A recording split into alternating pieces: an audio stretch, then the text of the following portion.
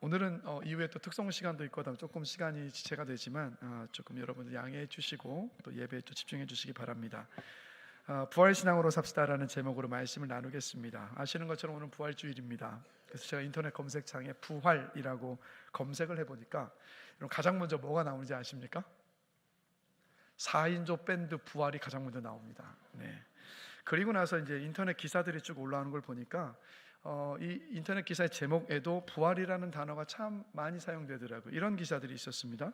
최악 부진에서 최고 평점 김민재 부활, 황의조 부활의 신호탄, 한국 GM 수출 효자로 부활, 해외여행 부활의 여행사 흑자 기대감 꿈틀, 이런 기사들. 그래서 이 기사들을 보면 이 부활이라는 의미가 어떤 뜻이냐면 부진했던 것들이 회복된다는 의미입니다. 그래서 실제로 이 부활이라는 단어는 우리 일상생활 속에서 참 친근하게 참 많이 사용되고 있죠. 근데 그 의미가 하나같이 뭐냐면 약해진 것이 다시 강해질 때, 없어졌던 것들이 다시 생겨날 때를 가리켜서 부활이라고 합니다. 그래서 국어사전을 보면 부활을 이렇게 정의하고 있습니다. 쇠퇴한 것이나 폐지되어 없어진 것이 다시 성하게 일어나는 것을 부활이라고 하더라고요. 자, 그러면 제가 질문을 드릴게요. 지금 이게 이제 우리가 사용하고 있는, 이 세상이 사용하고 있는 부활의 의미인데, 성경이 말씀하고 있는 부활의 의미와 이 우리가 이해하고 있는 이 부활의 의미가 같을까요? 틀릴까요? 같을까요? 틀릴까요? 틀릴까요? 같을까요? 제가 이 질문하는 이유가 뭐겠습니까? 다릅니다. 전혀 달라요. 성경이 말하는 부활은요, 약해진 것이 강해지는 것이 아닙니다. 없어졌던 것이 다시 생기는 것도 아니에요. 심지어 죽었다가 다시 살아나는 것도 성경이 말씀하고 있는 부활이 아닙니다. 성경이 말하고 있는 부활은 뭐냐면 죽었다가 다시 살아나는 것을 넘어서서 영원히 죽지 않는 몸으로 다시 살아나는 것을 성경은 부활이라고 말씀하고 있다는 거예요. 그러니까 전혀 다른 의미죠. 그래서 여러분, 성경을 보면 죽었다가 살아났던 사람들의 이야기가 기록이 되어 있습니다. 여러분, 대표적으로 누구죠? 나사로요. 그리고 회당장 야이로의 딸들, 이런 사건에 대한 기록이 있는데 이외에도 여러 기록들이 남아 있습니다. 근데 성경 속에 죽었다가 다시 살아난 사람들은 공통점이 세 가지가 있어요. 뭐냐면 첫 번째는 스스로의 힘으로 살아난 것이 아니라 하나님의 능력으로 살아났습니다. 두 번째, 죽기 직전의 모습 그대로 살아났어요. 세 번째는 뭐냐면 이 사람들 모두 살아나는 기적을 경험했지만 다시 또 다 죽었습니다. 그러니까 이 사람들은요, 그래서 부활한 게 아니에요. 부활한 게 아니라 소생한 겁니다. 소생은 뭡니까? 단순하게 정말 말 그대로 다시 살아난 거예요. 즉, 이 사람들은 다시 살아났다가 결국에는 다시 죽었던, 그저 부활이 아닌 소생을 했던 겁니다. 그래서 부활은 뭐냐? 성경이 말씀하고 있는 부활은 뭐냐면 다시 살아난 후에 죽지 않고 영원히 사는 것이 여러분 부활입니다. 그래서 이 부활은 완전히 다른 차원의 모습으로 새롭게 창조되는 게 여러분 바로 부활이에요. 자, 이거 어떻게 알 수 있느냐고요? 어떻게 알 수 있을까요, 여러분? 예수님이 부활하셔서 보여주셨기 때문입니다. 예수님이 보여주셨기 때문이에요. 부활하신 예수님의 모습을 보면 알 수 있어요. 자, 성경의 사복음서를 보면 부활하신 예수님은 부활 이전처럼 똑같이 제자들과 함께 식사를 함께 하셨어요. 부활하기 전과 똑같이 제자들이 눈으로 볼 수 있었고 손으로 만질 수 있었습니다. 그래서 예수님의 제자 도마가 예수님의 손과 발에 찍혀 있었던 그 상처들, 옆구리에 찌는 창의 상처를 도마가 직접 만져보지 않았습니까? 자, 그런데 이것만이 아니라 어떤 모습이 있었냐면 부활하신 후에 예수님은요, 시간과 공간의 제약을 받지 않으시는 모습을 봐요. 그래서 마치 벽을 통과해서 오시는 것처럼 제자들이 있는 곳을 자유롭게 오고 가시는 모습을 봅니다. 막 순간적으로 이곳에 나타나셨다가 저곳에 또 나타나시는 모습을 보여주셨어요. 그리고요, 성경을 보시면 부활하신 예수님을 만났던 모든 제자들과 여인들을 보면 하나같이요, 부활하신 그 주님을 한 번에 알아보질 못했습니다. 이게 무슨 말입니까? 알아보기 힘들 정도로 영광스러운 모습으로 주님이 변화하셨다는 것을 말하는 거예요. 그리고 마지막으로 부활하신 예수님은요, 어떤 분이셨느냐? 더 이상 죽지 않고 영원히 살아있는 몸을 가진 분이셨다는 거예요. 그래서 요한계시록 1장 17절에서 18절을 보면 사도 요한에게 예수님이 직접 이렇게 말씀을 하고 계십니다. 우리 함께 한번 읽어보겠습니다. 두려워하지 말라.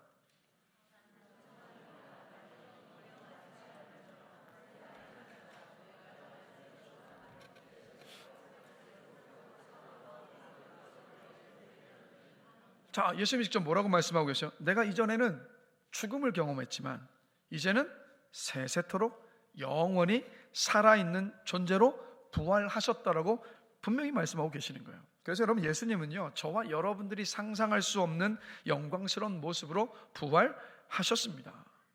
여러분, 예수님의 부활을 믿으십니까? 제가 오늘 굳이 예수님의 부활의 증거를 설명드리지 않을게요. 예수님이 부활하신 증거는 차고 넘치거든요. 이것 한 가지만 말씀드립니다. 예수님의 부활은요, 온 세상이 인정하는 역사적인 사실입니다. 역사적인 사실, 주님 부활하셨습니다. 그래서 예수님의 제자들과 초대교회 성도들은요, 무엇을 증언하다가 죽었냐면 예수님의 부활을 증언하다가 죽었습니다. 그래서 부활은요, 기독교의 핵심이고 뿌리입니다. 여러분, 뿌리 없는 나무가 죽은 나무인 것처럼 부활이 없는 기독교, 부활을 믿지 않고 부활의 소망이 없는 그리스도인은 여러분 가짜예요. 그래서 오늘 본문의 14절을 보면 이렇게 말씀하고 있는 겁니다. 함께 한번 읽어보겠습니다. 그리스도께서 만일 다시 살아나지 못하셨으면 우리가 전파하는 것도 헛것이요 또 너희 믿음도 헛것이며. 아멘. 부활이 없으면 우리의 신앙과 믿음이 다 헛것인 거예요. 그만큼 부활이 중요한데 왜 이렇게 예수님의 부활이 중요한가? 그 이유 세 가지를 함께 한번 나눠보려고 합니다. 첫 번째는요, 예수님의 부활은 죄가 해결되었다라는 증거이기 때문입니다. 자, 여러분, 사람은 모두 죄인입니다. 인정하십니까? 우리는 모두 죄인입니다. 그러니까 뭐 죄를 지어서 죄인이 아니라 죄인으로 태어났기 때문에 죄를 짓습니다. 자, 그래서 이 죄의 문제를 그냥 둘 수가 없어요, 우리가. 왜 그렇습니까? 히브리서 9장 27절에서 이렇게 말씀하고 있거든요. 한 번 죽는 것은 사람에게 정해진 것이요 그 후에는 심판이 있으리니. 오늘 우리가 예배하는 하나님은 공의와 정의의 하나님, 그리고 거룩하신 하나님이십니다. 그래서 죄를 그냥 두실 수 없으신 하나님, 죄를 반드시 심판하셔야만 하시는 그런 하나님이십니다. 자, 근데 문제가 있죠. 이 죄를 어떻게든 해결받아야 되는데 그래야 하나님의 심판을 받지 않는데, 자, 인간에게 이 죄의 문제를 해결할 수 있는 능력이 있나요, 없나요? 우리에게는 없어요. 왜요? 모두가 죄인이기 때문에. 자, 예를 들어서 수학 문제를 모르는 수학 문제가 생기면 누구한테 가서 물어야 됩니까? 그 문제 답을 아는 사람에 가서 물어야 되잖아요. 똑같이 우리가 죄의 문제를 해결을 받으려면 죄가 뭔지 모르고 죄를 짓지 않아서 죄를 해결할 방법을 알고 있는 누군가에게 가서 물어야 그 대답을 찾을 수 있단 말이에요. 자, 그러나 우리 모두는 죄인입니다. 그래서 사람에게는 죄의 문제를 해결할 답이 없어요. 그래서 우리는 모두 하나님의 심판을 받아서 지옥에 갈 수밖에 없습니다. 그러나 하나님 어떻게 하셨습니까? 우리를 너무도 사랑하셔서 하나뿐인 아들 예수님을 이 땅에 보내셨습니다. 그리고 십자가 위에서 어떻게 하신 겁니까? 저와 여러분들 모두뿐만이 아니라 온 인류가 다 받아야 하는 그 죄의 형벌과 그 심판을 오로지 주님께서 십자가 위에서 다 받으신 거예요. 그래서 하나님은 모든 죄를 향한 하나님의 그 진노의 심판을 예수님께 다 쏟아 부으셨던 겁니다. 다 쏟아 부으신 거예요. 그래서 예수님 어떻게 되셨습니까? 십자가 위에서 그 고통과 고난 속에서 죽으셨어요. 자, 그런데 우리 주님은 죽음 가운데 머물러 계셨습니까? 아닙니다. 3일 만에 부활하셨습니다. 3일 만에 부활하셨다고요. 자, 부활이 왜 중요하냐? 성경을 보면 죄의 삭은 뭐라고 말씀합니까? 사망이라고 말씀해요. 우리가 죄 때문에 우리는 영적으로 죽어 있는 사람들입니다. 왜요? 하나님을 모르는 존재들이었잖아요. 그리고 죄 때문에 우리는 모두 다 육신의 죽음을 맞이할 수밖에 없는 사람들. 이게 다 뭐의 결과냐면 죄의 결과입니다. 자, 그런데 예수님이 우리의 죄의 모든 형벌을 다 받으시고 죽은 다음에 살아나셨어요. 자, 죄의 삭시 사망이라고 말씀드렸는데 주님께서 사망을 이기시고 다시 살아나셨습니다. 이 말은 뭡니까? 주님이 십자가에서 죄의 문제를 온전히 해결하셨다는 뜻이잖아요. 그래서 예수님의 부활이 없으면 예수님은요, 죄를 해결하신 분이 아니에요. 그냥 모든 인류의 죄가 너무도 안타까워서 그 안타까운 마음에 대신 십자가에서 그냥 죽어간 젊은 청년에 지나지 않을 겁니다. 그러나 우리 예수님은요, 2000년 전 오늘 분명히 살아나셨습니다. 부활하셨습니다. 즉 그 말은 뭐냐면 예수님께서 죄의 문제를 해결하신 겁니다.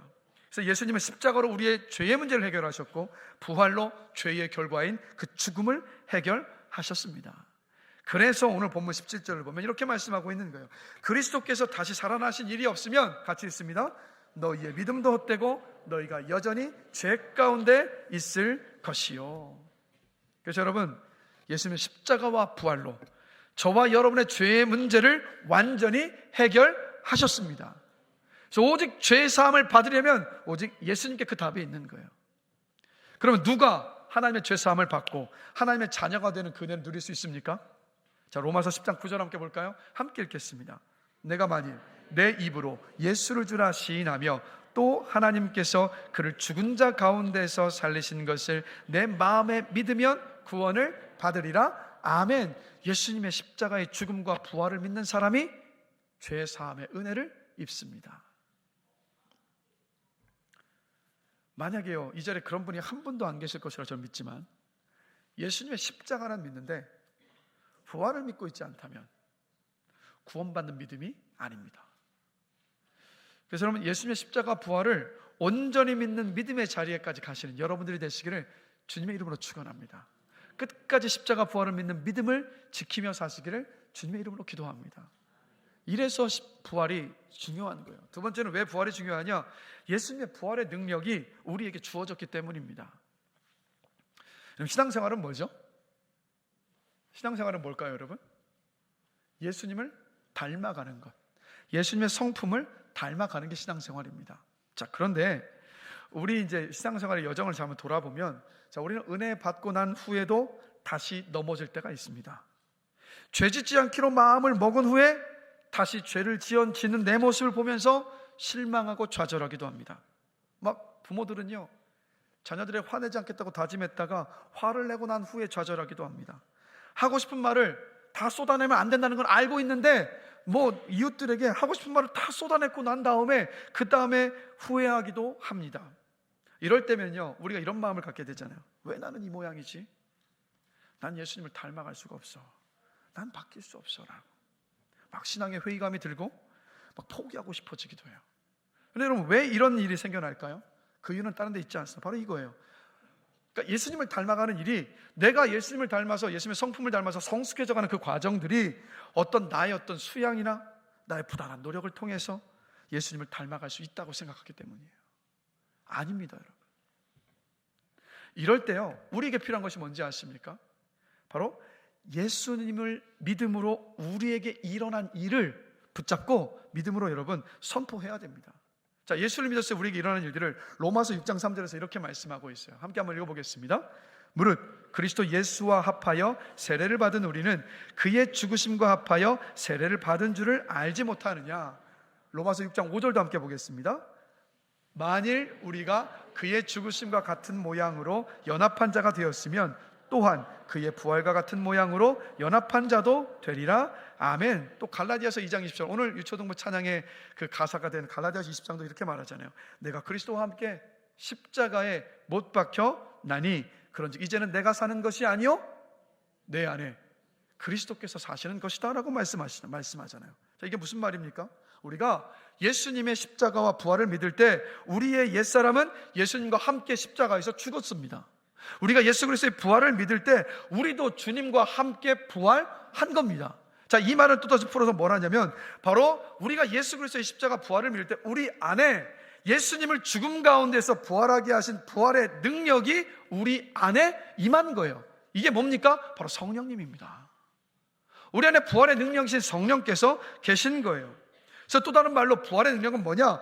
우리의 한계 상황을 넘어가게 하는 것, 이게 부활의 능력이고 성령의 능력인 겁니다. 그래서 오늘 본문에서 읽지는 않았지만 고린도전서 15장 9절에서 10절을 보면 교회와 성도를 그렇게 핍박하고 박해하던 바울이요, 부활하신 주님을 만나고 난 다음에 180도 바뀌어버렸어요.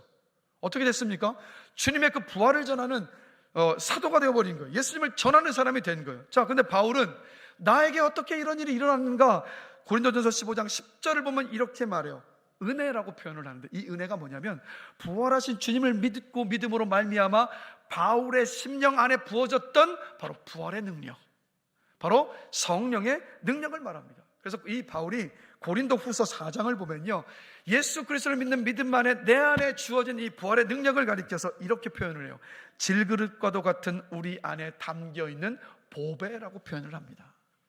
자, 여러분, 예수 그리스도의 십자가 부활을 믿으십니까? 여러분 안에 부활의 능력이 있습니다.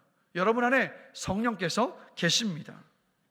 그래서 죄와 허물로 넘어진 그 자리에서 여러분, 내가 느끼는 감정과 그 생각에 사로잡히지 마시고 예수를 믿음으로 여러분 안에 일어난 일들을 믿음으로 선포하셔야 합니다. 이렇게요, 내 안에 부활의 능력이 있다, 내 안에 부활의 능력이신 성령께서 계신다라고 믿음으로 선포할 때 그 믿음의 길 포기하지 않고 끝까지 걸어갈 수 있는 줄로 저는 믿습니다. 사진 한번 띄워주시겠어요? 이게 무슨 사진이죠? 네, 서핑하는 사진입니다. 자, 이 서핑을 타려면 어떻게 해야 되죠? 먼저는요, 이 서퍼들이 저 서핑보드를 배에 이렇게 끌고 난 다음에 손으로 막 저어서 가야 돼요. 자, 그런데 손으로 막 이 서퍼가 막 저으면 저 파도를 탈 수 있습니까? 없습니까? 없어요. 어느 정도까지 바다로 나가고 난 다음에 이 서퍼들이 뭘 배워야 합니까? 파도를 타는 기술을 배워야 되잖아요. 파도를 탈 수 있을 때 저렇게 멋지게 서핑을 할 수 있는 거잖아요. 여러분, 그리스도인도 똑같습니다. 그리스도인은요, 자기의 힘만 의지해서 사는 사람들이 아닙니다. 그리스도인은 부활의 능력을 의지하여 사는 사람들입니다. 그리스도인들은 부활의 능력이신 성령님을 의지하여서 사는 사람들입니다. 그래서 여러분, 우리가 하루아침에 믿음의 거장이 될 수 있습니까? 우리가 하루아침에 예수님의 성품을 온전히 닮을 수 있습니까? 그런 일은 일어나지 않아요. 그렇기 때문에 우리에게 필요한 것이 뭐냐면 우리의 일상의 삶 속에서 작은 믿음의 도전을 끊임없이 해야 돼요. 그리고 그 작은 믿음의 도전 속에서 우리 안에 있는 부활의 능력을 여러분 경험해야 돼요. 그 작은 믿음의 도전의 성취가 쌓여가다 보면 어느덧 변화되어서 있는, 예수님을 닮아 있는 우리 자신의 모습을 보게 되는 날이 여러분 반드시 온다는 겁니다. 그러니까 예를 들어서 이 자리에 우리 중고등학생들 함께 예배 드리고 있는데, 여러분, 이 중고등학생들 가장 큰 문제 가운데 하나가 뭡니까? 스마트폰 사용 아니에요? 그것 때문에 막 시간을 허비할 때가 얼마나 많습니까? 그러면 우리 중고등학생들이 믿음의 도전을 한번 해보는 거예요. 스마트폰 사용을 내가 하루에 30분을 줄이겠다. 그리고 난 다음에 성령의 도움을 구하는 겁니다. 성령님, 제가 스마트폰 사용을 하루에 30분 줄일 것을 결심했으니까 저에게 의지와 힘을 주시옵소서라고요. 그러면 성령께서 도우시고 역사하십니다. 이 자리에 또 그런 분들이 많이 안 계셔야 되는데, 예배에 참석하시는 것이 힘드신 분들도 있어요. 코로나 때문에 그런 분들도 계시는데, 그럴 때 여러분, 내 의지와 결단만이 아니라 마음의 결단을 하고 난 다음에 이렇게 붙잡고 기도해야죠. 성령님, 예배를 온전히 회복할 의지와 마음을 주시옵소서라고요. 그리고 또 예배 오긴 왔는데 예배에 막 집중하지 못하시는 분들이 있어요. 특별히 이 말씀을 듣는 시간에 도무지 무슨 얘기를 하는지 몰라서 정말 곤욕스럽고 시간이 지나기만을 기다리는 어떤 그런 분들이 계실 수 있어요. 자, 여러분, 이럴 때요, 작은 믿음의 도전을 해보십시오. 설교를 메모하면서 듣겠습니다라고. 그리고 성령님의 도움을 구하는 겁니다. 성령님, 제가 설교를 메모하며 듣기를 결단했습니다.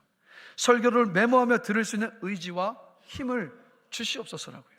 그럴 때 성령께서 일하시고 말씀이 들리는 기적의 은혜를 저는 경험하게 되실 줄로 믿습니다. 그러니까 우리가 생각할 때, 여러분들이 생각할 때 작아 보이는 그 일들에 정말 부활의 능력이신 성령님을 의지할 때, 여러분, 성령님은 일하십니다. 성령님은 역사하십니다. 이것을 기억하세요. 작은 변화도 변화라는 것. 큰 변화만 변화가 아니라 작은 변화도 변화입니다. 그래서 이렇게 작은 믿음의 도전 속에서 부활의 능력을 경험하고 변화해다가 보면 더 큰 믿음의 도전의 자리까지 가게 되는 거예요. 예를 들면 이런 거 아니겠습니까? 정말 보기 싫고 사랑할 수 없을 것 같은 사람을 품고 용서하는 믿음의 도전의 자리까지 가는 거예요. 나는 도저히 용서할 수 없을 것 같지만, 그런데 내 안에 부활의 능력이신 성령님을 의지할 때 내 힘으로 할 수 없는 용서를 하게 되는 기적이 일어납니다. 그런 기적이 일어나요. 제가 지난 금요일 밤에요, 이 금요성례 집회 말씀을 전해야 되는데 오후 늦게부터 막 근육통과 몸살이 찾아온 겁니다. 그래서 말씀을 준비하면서도 막 팔, 다리, 허리, 어깨, 옷 너무 아파서 준비하면서도 이제 말씀을 내가 전할 수 있을까? 이 상태로는 힘들 것 같은데 막 이 마음이 계속 드는 거예요. 그런데 이제 금요성례 집회 바로 전에 시간이 다가오니까 이제 이렇게 기도했습니다. 근육통을 이겨낼 힘을 주십시오. 말씀을 전할 힘을 주십시오. 그러니까 제 안에 있는 부활의 능력과 성령을 의지해서 기도한 거죠. 여러분, 어떻게 됐을까요? 정말 이 강단에 서서 말씀을 전하는 그 시간만큼은요, 근육통을 잊은 채, 몸살을 잊은 채 말씀을 힘있게 전할 수 있었습니다. 여러분, 이게 크고 거창한 게 아니라 바로 이게 우리 안에 있는 부활의 능력 아닙니까? 우리의 한계를 넘어서게 하는 힘이요. 여러분, 죽은 나사로가 살아나고 홍해가 갈라지는 것만 기적이 아닙니다. 이런 어마어마한 것이 아니라 할지라도 일상 속에 여러분들의 작은 믿음의 도전과 그 믿음의 도전 속에서 부활의 능력을 경험하는 은혜가 여러분의 인생 속에 정말 충만하게 되기를 주님의 이름으로 기도합니다. 여러분의 그런 작은 믿음의 도전의 성취가 쌓이다 보면 어느덧 여러분의 믿음이 자라있는 모습을 보게 되실 거예요. 그리고 어느덧 예수님의 성품을 닮은 성숙한 모습으로 빚어져 있는 여러분들을 보게 되실 것입니다. 우리의 힘이 아니라 우리 안에 있는 부활의 능력으로 말미암아서요. 우리 함께 고백해 보겠습니다. 내 안에 부활의 능력이 있습니다. 자, 옆 사람 보시면서 당신 안에 부활의 능력이 있습니다. 부활의 능력을 의지하십시오. 네, 우리 한수영 씨님 조카의 큰 고백 도전됩니다. 자, 문제 세 번째로요. 부활은요, 구원받은 그리스도인의 가장 확실한 소망이기 때문에 그래서 중요합니다. 저희 친가에서요, 제가 이제 장례를 치렀을 때 이제 할머니, 할아버지, 둘째 고모님의 장례를 치렀습니다. 그러니까 사랑하는 할머니와 할아버지와 고모님과 이별하는 시간이었기 때문에 분명히 슬픔이 있었고 눈물이 있었습니다. 그런데 그 장례를 치르면서 슬픔과 눈물이 전부가 아니었어요. 그 안에 위로가 있었고요, 또 위로에서 머물지 않고 위로를 넘어선 기쁨이 있었습니다. 그 기쁨 안에서 하나님을 찬양하는 찬양도 있었습니다. 왜 그랬을까요? 어떻게 이런 일이 일어날 수 있었을까요? 무엇 때문이었을까요, 여러분? 다시 만날 소망 때문에요. 할머니, 할아버지, 고모님을 다시 만날 소망 때문에. 어디에서 다시 만나죠? 천국에서요. 더 정확하게는 뭔지 아십니까? 더 정확하게는요, 부활해서 다시 만날 소망이 있기 때문이었습니다. 부활해서 다시 만날 소망이요. 히브리서 11장을 보면 예수 그리스도를 믿는 그 신앙을 지키다가 온갖 핍박과 고난을 받았던 믿음의 선배들에 대해서 이렇게 기록을 하고 있습니다. 다 같이 한번 읽어보겠습니다. 심한 고문을 받되 조롱과 채찍질 뿐 아니라 결박과 옥에 갇히는 시련도 받았으며 돌로 치는 것과 톱으로 켜는 것과 시험과 칼로 죽임을 당하고 양과 염소의 가죽을 입고 유리하여 궁핍과 환난과 학대를 받았으니 그들이 광야와 산과 동굴과 토굴에 유리하였느니라. 그럼 이 신앙의 선배들은요, 믿음을 지키는데 죽음도 두려워하지 않았습니다. 죽을지언정 예수를 믿는 신앙, 주의 말씀 앞에 순종하며 사는 그 삶을 포기하지 않았습니다. 어떻게 이럴 수 있었을까? 35절 보실까요? 자, 한 목소리 한번 읽어보겠습니다. 여자들은 자기의 죽은 자들을 부활로 받아들이기도 하며 또 어떤 이들은 더 좋은 부활을 얻고자 하여 심한 고문을 받되 구차히 풀려나기를 원하지 아니하였으며. 자, 뭐 때문이었습니까? 부활에 대한 소망 때문이었어요. 부활에 대한 소망 때문에. 그러니까 믿음의 선배들이 가졌던 강력한 소망, 그건 바로 부활의 소망이었습니다. 그러면 우린 질문을 던져보는 거예요. 도대체 이 신앙의 선배들은 어떻게 이렇게 강력한 부활의 소망을 여러분 가질 수 있었을까? 자, 고린도전서 15장 51절에서 53절 함께 보실까요? 같이 읽습니다. 보라, 내가 너희에게 비밀을 말하노니 마지막 나팔에 순식간에 호련히 다 변화되리니 나팔 소리가 나매 죽은 자들이 썩지 아니할 것으로 다시 살아나고 우리도 변화되리라. 이 썩을 것이 반드시 썩지 아니할 것을 입겠고 이 죽을 것이 죽지 아니함을 입으리로다. 아멘. 말씀 다시 한번 띄워주세요. 자, 이 부활의 소망이 왜 그렇게 강력했느냐면 바로 이 말씀 때문이에요. 그러니까 예수님께서 여러분 이 땅에 다시 오십니다. 예수님 이 땅에 다시 오실 때 예수를 믿는 믿음 안에 죽었던 이들은 예수님과 같은 영광스러운 모습으로 부활합니다. 그러니까 이 영광스러운 모습이 뭐냐면 자기중심적이고 이기적이고 죄를 지을 수밖에 없는 연약하기 그지없는 지금 우리가 이 땅을 사는 이 모습이 아니라 성령으로 충만해서 주님을 뜨겁게 사랑하고 기뻐하며 죄를 짓지 않고 슬픔도 고통도 또 죽음을 모르고 영원히 사는 주님과 같은 모습으로 부활하는 바로 이 부활이라는 거예요. 이 부활의 소망을 가지고 있었기 때문에 이 신앙의 선배들은 여러분 죽음이 두렵지 않았던 겁니다. 그래서 두렵지 않았던 거예요. 그러면 이들은 도대체 어떻게 이 소망을 가졌을까? 고린도전서 15장 20절과 22절 함께 보실까요? 함께 읽습니다. 그러나 이제 그리스도께서 죽은 자 가운데에서 다시 살아나사 잠자는 자들의 첫 열매가 되셨도다. 사람이 한 사람으로 말미암았으니 죽은 자의 부활도 한 사람으로 말미암는도다. 아담 안에서 모든 사람이 죽은 것 같이 그리스도 안에서 모든 사람이 삶을 얻으리라. 아멘. 자, 어떻게 이렇게 강력한 부활에 대한 소망을 가질 수 있었느냐? 우리 예수님이 부활하셨기 때문이었습니다. 예수님이 부활하셨기 때문이었다고요. 자, 이 말씀을 보시면 예수 그리스도께서 죽은 자 가운데서 다시 살아나서 그 다음에 뭐라고 말합니까? 잠자는 자들의 첫 열매가 되었도다라고 말씀하고 있어요. 이게 비유인데, 이스라엘의 이 무화과 열매는요, 무화과 나무는 6, 7차례 열매를 맺는다고 합니다. 자, 그런데 첫 번째 맺히는 열매는 맛이 없고 떨떠름해서요, 시장에 내다 팔 수도 없고 사람이 먹을 수도 없어요. 그래서 어떻게 하냐면 첫 번째 맺히는 그 열매는요, 그냥 따서 버리거나 동물의 먹이로 준다고 합니다. 자, 그런데 시장에 팔 수 없고 동물의 먹이로 줄 수밖에 없는 첫 번째 열매이지만 이 첫 열매가 너무나도 중요해요. 왜 중요한지 아십니까? 첫 열매가 맺히면 그 다음에 맛있는 무화과 열매가 맺히는 것을 보증하기 때문에, 이걸 말하는 거예요. 즉 무엇을 말하냐? 여러분, 자, 2000년 전에 예수님께서 부활하셨음을 믿으십니까? 예수님께서 부활하셨기 때문에 우리도 확실하게 부활할 그 소망을 가질 수 있는 거예요. 예수님이 부활을 통해서 보여주셨기 때문에 우리도 주님의 부활을 보면서 나도 주님을 믿는 믿음 안에서 부활할 소망을 가질 수 있는 겁니다. 그러니까 저는 이 말씀 준비하면서 이 부활의 소망을 가질 수 있다는 사실이 너무 기쁜 거예요.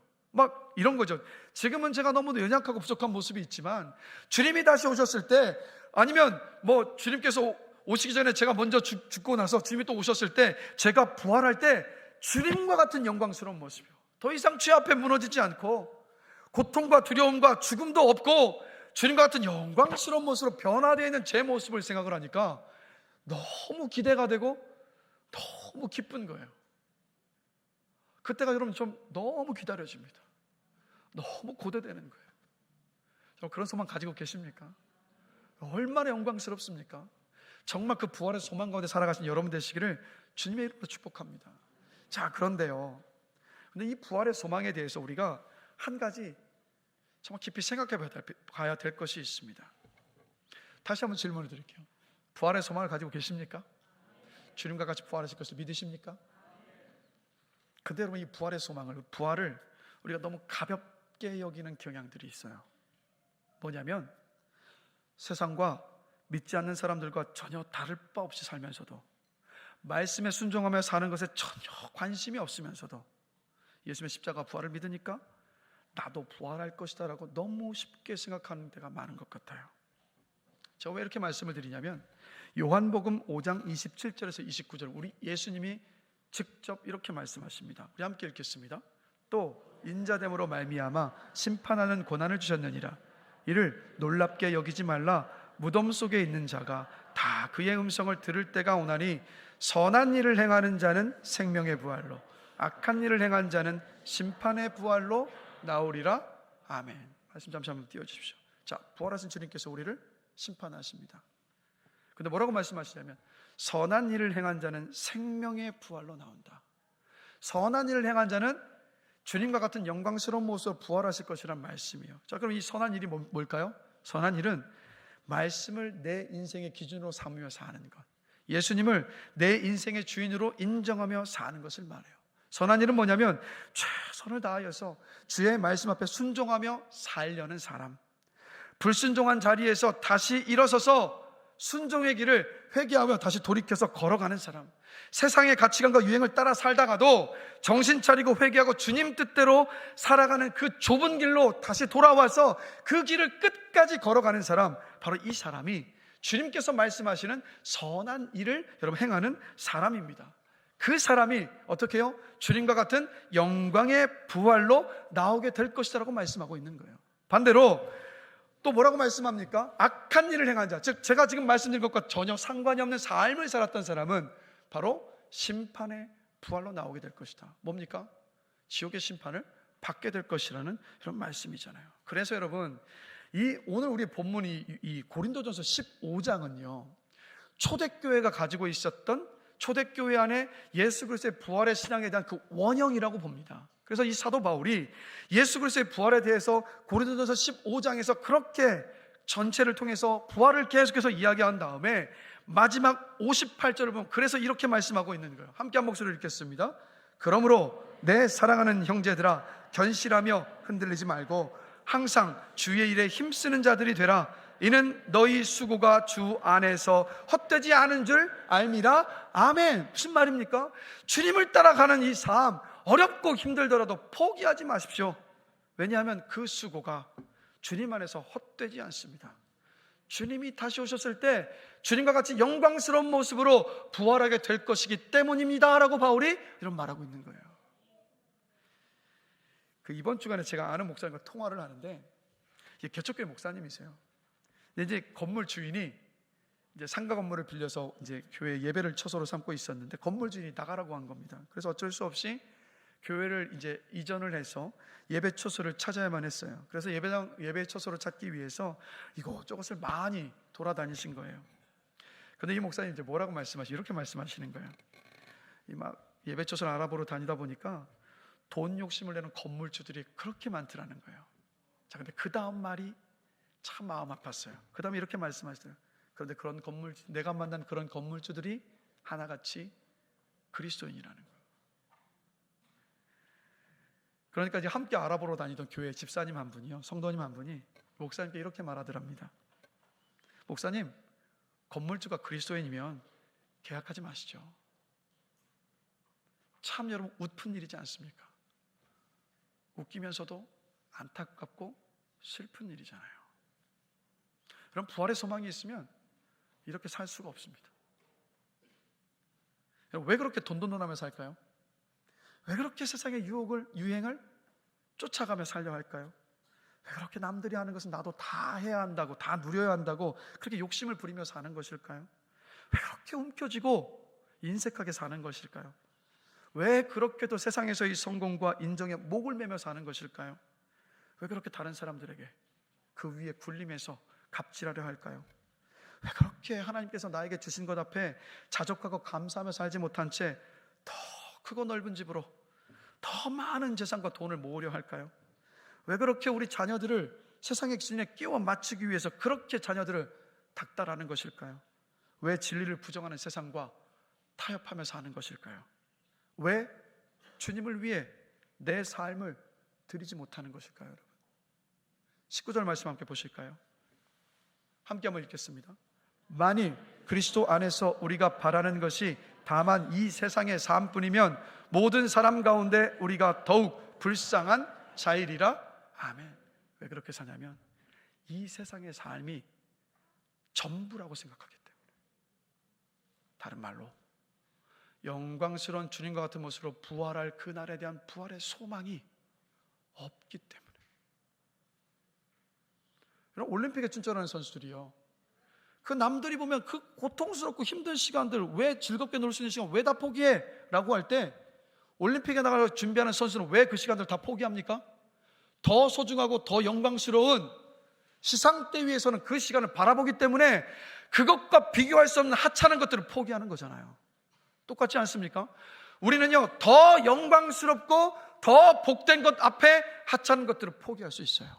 그런데 우리가 이 땅의 것들을 포기할 수 없는 이유가 뭐냐면 그것과 비교할 수 없는 부활의 영광에 대한 소망이 우리 안에 없기 때문이라고요. 그럼 우리 이 시간요, 정직하게 우리에게 질문 한번 던져보십시다. 제가 질문 드릴게요. 부활의 소망 있으십니까? 부활의 소망이 있으세요? 부활의 소망이 있으면 세상 것 붙들고 살지 않습니다. 주를 위해 기꺼이 헌신해요. 제 간절한 바람은 저도 그렇고 여러분들도 그렇고요, 정말 부활의 소망을 가지고 세상이 감당할 수 없는 믿음의 사람, 부활의 증인으로 살게 되길 주님의 이름으로 간절히 축원합니다. 여러분, 예수님이 부활하셨다, 이거요, 믿어지는 거 기적이지 않습니까? 자, 그런데 역사적인 사실임에도 불구하고 믿지 않는 사람이 참 많아요. 우리가 예수님 부활하셨습니다라고 전하면 세상 사람들이 믿지 않는 일들이 많아요. 자, 그런데 그들이 믿게 하는 방법이 뭔지 아십니까? 우리가 부활의 소망으로 이 땅을 살아가잖아요. 부활의 소망이 있어서 이 땅의 모든 것들, 그들이 붙들고 있던 것들을 너무도 하찮게 여기며 사는 우리의 모습을 보면서 우리가 부활의 증인이 되었을 때, 그때 그 사람들은요, 부활하신 주님을 찾고 믿고 만납니다. 우리가요, 부활의 증인으로 살 수 있게 되길 주님의 이름으로 간절히 기도합니다. 여러분, 송명의 시인 혹시 아십니까? 이분이에요. 송명의 시인이요. 이분은 태어날 때부터 뇌성마비 장애를 안고 태어났습니다. 그래서 학교를 다닐 나이에 이렇게 정상적인 학교를 함께 다닐 수가 없기 때문에 이 막 원망이 가득한 삶을 살았어요. 근데 어느 날 어머니가 믿는 하나님을 옆에서 보니까 나도 만나고 싶다는 생각을 이 송명의 시인이 하게 된 거예요. 그래서 마침 이 송명의 시인을 기다리고 있었던 하나님이 이 송명의 시인을 찾아오셨어요. 만나 주신 거예요. 그리고 하나님 어떻게 하신지 아십니까? 이 하나님을 만나고 나니까 이 송명의 시인의 입에 하늘의 시가 가득하게 된 거예요. 여러분, 이 송명의 시인의 시를 보면요, 뭐가 담겨 있냐면 주님이 다시 오실 그 날에 대한 소망이 가득 담겨 있습니다. 왜 그럴까요? 그날이 오면 장애를 가진 몸이 아니라 차원이 다른 주님과 같은 영광스러운 부활의 몸으로 내가 부활할 것을 믿는 그 믿음이 있기 때문에, 그 소망이 있기 때문입니다. 이 땅에서요, 가장 분명하고 가장 확실한 소망이 뭘까요? 뭐라고 생각하십니까? 부활의 소망입니다, 여러분. 이 세상에서 우리가 붙잡을 수 있는 가장 분명하고 가장 확실한 소망은 여러분, 부활의 소망입니다. 왜냐하면 우리 주님께서 부활하셨기 때문입니다. 그렇기 때문에 여러분들 이 세상에 받는 소망들은 이루어질 수도 있고 이루어지지 않을 수 있는 위태위태하지만 부활의 소망만큼은 주님께서 부활하셨기 때문에 우리가 끝까지 붙잡을 수 있는 가장 분명하고 확실한 소망인 줄로 믿습니다. 그러하기에 우리 모두가 다 이 부활의 소망을 가지고 이 땅을 살아가는 은혜가 있기를 주님의 이름으로 간절히 축원합니다. 그래서 이 시간 여러분, 이 부활절을 맞아서 내 안에 부활의 소망이 없다면 그 부활의 소망으로 나를 채워주시고 부활의 소망을 가지고 이 땅을 살아가는 그 은혜를 구하며 기도하는 오늘 이 시간이 되기를 원합니다. 그래서 말씀을 마무리할게요. 다시 한번 말씀드리지만 이 세상에서 가장 확실하고 가장 분명한 소망은요, 부활의 소망입니다. 예수님께서 부활하셨기 때문입니다. 부활의 소망이 여러분의 마음 안에 새겨지게 되길 간절히 기도합니다. 그리고 부활의 소망을 가지고서요, 그리스도인답게 말씀을 인생의 기준으로 삼으시고 예수님을 내 인생의 주인으로 인정하며 주님의 뜻 앞에 순종하며 사시는 여러분들이 되시기를 주님의 이름으로 축복합니다. 세상이 뭐라 해도 부활을 바라보면서 성경의 진리를 끝까지 붙잡고 사시는 여러분들이 되시기를 주님의 이름으로 축복합니다. 죽음을 두려워하지 않으시고 사시는 여러분이 되시기를 주님의 이름으로 축원합니다. 그래서 나중에 주님께서 이 땅에 다시 오시는 그날에요, 주님과 같은 영광스러운 모습으로 부활해서 주님 곁에서 함께 하시는 여러분들이 되시기를 주님의 이름으로 간절히 축원합니다.